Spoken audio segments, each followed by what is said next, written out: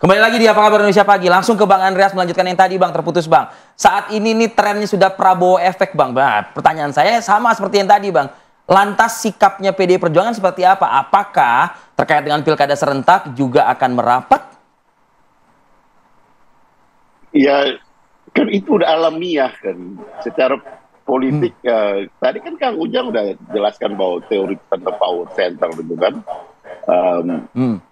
Jadi Rif, itu beda antara orang bilang karisma, pemimpin yang karismatik dan ya pemimpin yang ya kalau mau bilang sekarang Jokowi efek atau siapapun efek gitu kan. Ya penjelasan itu bahwa ketika kita tidak berkuasa lagi ya selesai. Memang yang sekarang itu mau dibangun soal apa ya, mitos-mitos politik gitu kan. Mitologi dalam politik itu juga memang ya sering terjadi, adalah gitu. Tetapi ya antara mitos dan realita itu kan kita lihat sekarang apa yang terjadi ya. Ini ya akan memudar dengan sendirinya gitu. Makanya kita lihat gini di apa ya upaya untuk menggandeng efek itu kan misalnya pada Mas Kaisang gitu kan. Survei di Jakarta, survei di ini Jawa Tengah, coba-coba sana, titip sana, titip sini gitu. Upaya untuk menggandeng figur-figur lain yang jelas punya efek gitu, yang punya elektabilitas yang tinggi gitu. Karena memang percaya betul sama elektabilitas, sehingga dengan demikian ya kalau elektabilitasnya misalnya Ridwan Kamil di DKI ini bisa cukup tinggi ya, coba bagaimana kita menggandeng. Tapi kan ya, Golkar juga tidak begitu saja gitu. Itu menunjukkan bahwa memang efek ini ya perlahan-lahan pasti akan memudar gitu, dan akan ya seperti yang lain. Tapi saya katakan Soekarno itu pemimpin karismatik, sehingga meskipun sampai dengan beliau ya tidak ada lagi, selesai tidak memimpin lagi Republik ini, tapi semua orang masih menghargai beliau. Dan kalau mau bilang itu dikatakan efek terhadap PDI Perjuangan, ya ada gitu. Tapi beda dengan yang kita maksudkan ya di sini ya Jokowi efek tadi gitu. Baik. Bang Andreas, kalau saya boleh simpulkan gitu ya, mungkin ya kalau Jokowi sudah memudar ya udah berarti Jokowi efek udah nggak ada lagi, apalagi Prabowo efek gitu loh. Nah jangan-jangan PDIP menganggap nggak ngefek nih dua-duanya ini sekarang nih begitu.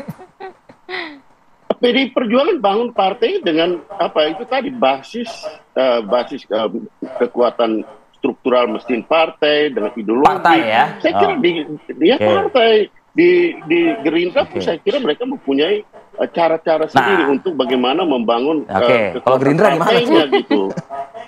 Ya, tiap partai pasti punya, tidak hanya sekedar mengandalkan efek-efek dari efek-efeknya pemimpin, tapi atau ada pinjam sosok efek dari dan lain-lain sosok ya.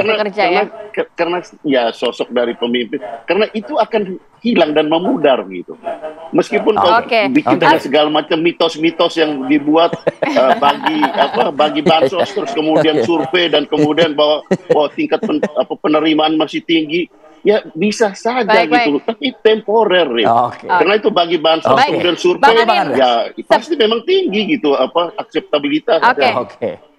Sebelum Kakak Ujang, Bang Ani gimana nih kalau dari Bang Andreas ini kan kayaknya mitos-mitos aja nih, efek-efek ini mitos nih. Lebih banyak mungkin mesin partai dan lain sebagainya yang bekerja dibandingkan efek-efek itu.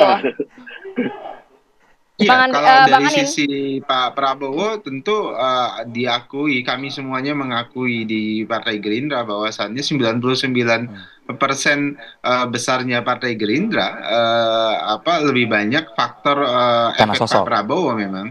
Dan ketika orang memilih Partai Gerindra, salah satu konsideran utamanya itu adalah karena ini adalah partainya Pak Prabowo. Jadi efek Pak Prabowo, apakah beliau menjabat sebagai presiden atau menteri pertahanan atau bukan menjabat apapun di pemerintahan, efeknya selalu kuat, dan itu faktanya terlihat misalnya dengan terus meningkatnya suara dari Partai Gerindra. Jadi dalam kasus Pak Prabowo memang determinasi utama besarnya Partai Gerindra itu harus diakui adalah karena nama Prabowo Subianto, karena kiprah dan sikap politik dari Prabowo Subianto, Mas Fadil dan Mbak Rati. Oke, jadi artinya kalau pandangannya berbeda nih kayaknya ya. Jadi artinya kalau misalnya ada yang percaya mesin partai, ya Anda juga mengandalkan sosok partai berarti ya, Bang Anin? Satu hal. Jadi yang harus dipahami adalah besar dan kecilnya partai politik tentu banyak variabel.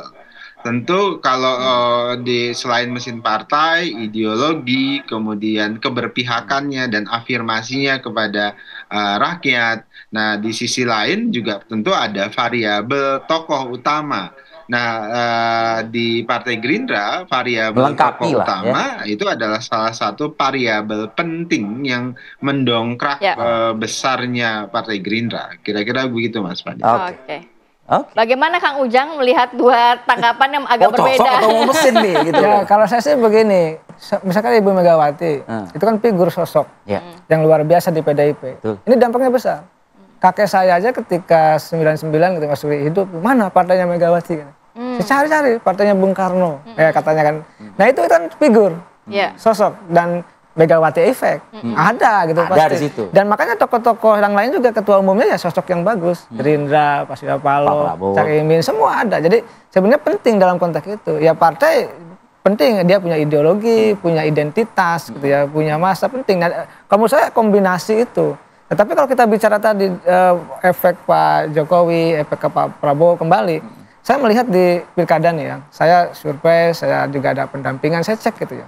Banyak tokoh-tokoh figur itu mencari Partai Gerindra. Karena dia tahu partainya Pak Presiden. Karena 27 November nanti itu Pak Jokowi, Pak Prabowo sudah dilantik. 20 Oktober, sorry. 20 Oktober, tapi 27 Novembernya pilkada. Pencoblosan sudah dilantik. Pak Prabowo artinya sekarang sih semua di Sulteng, bahkan di daerah tertentu yang tadinya misalkan di Tangsel, yang tadinya ada ingin melawan kota kosong, incumbent-nya, tahu-tahu ada Gerindra menyodok dengan Ariza dan Marcel. Lalu di Banten juga yang airnya sudah kuat, Gerindra juga mengusung. Tapi dulu Jokowi efek 2014 hanya 1-2% katanya. Ya itu Bang Andreas yang tahu ya. Tetapi saya meyakini tadi, bagaimanapun kekuasaan itu akan menjadi magnet bagi siapapun. Ketika Pak Prabowo berkuasa ya tentu semua kepentingan pendulum itu ada di sana. Dan itu teori yang sederhana dan umum saja yang terjadi di setiap siapapun yang punya kekuasaan. Jadi saya melihat tetap figur di Indonesia karena kita masih feodal, ya tetap akan dibutuhkan sampai kapanpun. Maka tadi partai politik Ibu Mega, PDI membutuhkan Ibu Mega.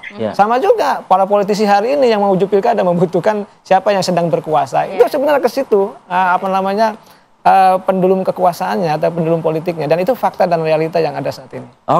Ya semua masa pasti ada akhirnya kan begitu. Baik Kang Ujang Komarudin terima kasih, Bang Andreas Hugo Pardana terima kasih, Bang Daniel Anzar Simanjuntak terima kasih juga atas diskusi singkat kita pada pagi hari ini.